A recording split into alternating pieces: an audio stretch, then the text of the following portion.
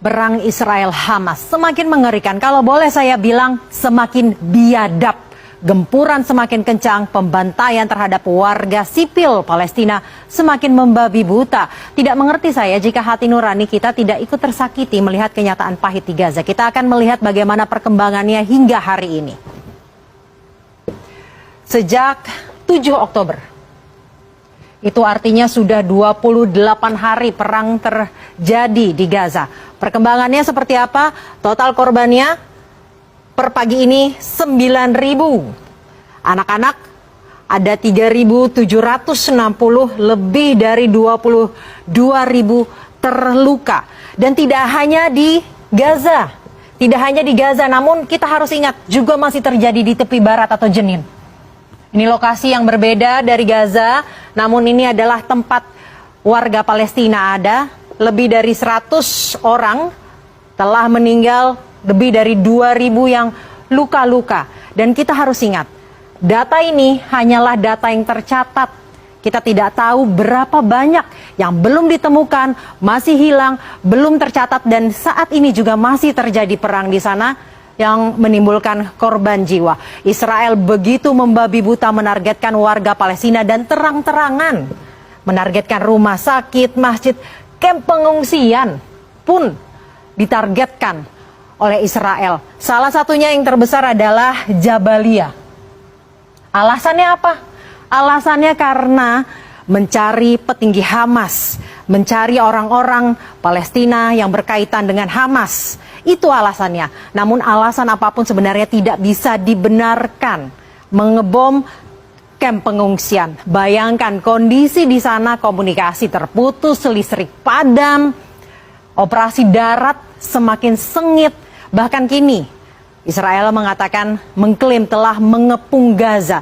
Lalu mengapa terlihatnya begitu brutal? Saya akan membandingkan data korban perang di Palestina dan Ukraina. Kita harus ingat bahwa perang saat ini tidak hanya di Palestina namun juga di Ukraina. Apapun keduanya ini sangat melanggar hak asasi manusia karena warga sipil menjadi korbannya sehingga tidak bisa, lagi-lagi tidak bisa dibela dengan alasan apapun. Kita lihat di Ukraina, korban tewas selama 563 hari terjadinya perang ada di angka 9.614. Sedangkan 25 hari saja perang terjadi di Gaza mencapai 8.000 baru 25 hari.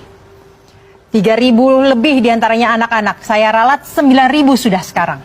Korban luka ada 563 hari mencapai 17.000. Sedangkan di Palestina 25 hari belum 1 bulan mencapai 24.000 lebih. Ini baru yang di Gaza. Tadi kita sudah bahas bahwa perang juga terjadi di tepi barat. Dan anak-anak menjadi korban. Setidaknya ya dari yang tercatat dari data ini. Itu artinya ada 156 anak tewas per jamnya.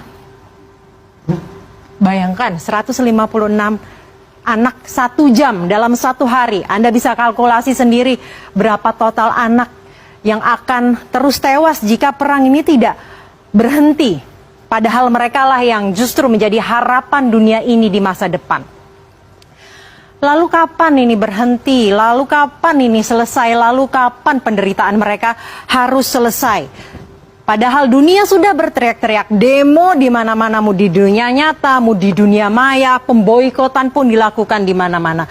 Kita lihat sebenarnya PBB sudah menggelar sidang pada tanggal 27 Oktober atau Jumat pekan lalu. Hasilnya menyerukan gencatan senjata. Ada 120 yang setuju, 14 menolak, 45 abstain. Yang setuju diantaranya tentunya Indonesia salah satunya. Arab Saudi, Uni Emirat Arab, Perancis, Swiss, Tiongkok, dan negara-negara yang setuju. Ini tidak sedikit yang mencoba untuk mengirimkan bantuan namun begitu sulit untuk menembus perbatasan di Gaza.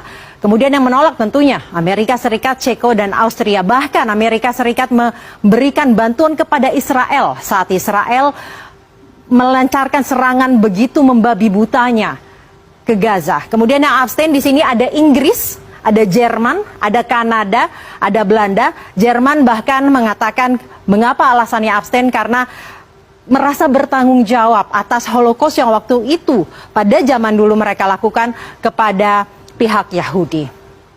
Namun apa hasilnya? Hasilnya dari gencatan senjata ini apa? Tidak ada. Karena kenapa?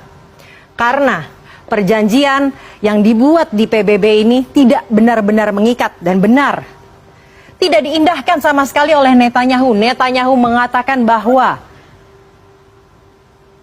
perang akan terus dilakukan hingga semua warga Hamas, ingat ya, Hamas, bukan Palestina, Hamas hilang. Namun warga Hamas yang ditargetkan oleh Israel yang harus menderita justru warga Palestina. Tidak bisa dibiarkan. Bayangkan harus berapa banyak warga yang sama sekali mungkin tidak ada kaitannya dengan Hamas harus menanggung derita ini. Ini bukan lagi perang. Ini pembantaian massal yang perlu kita lawan bersama.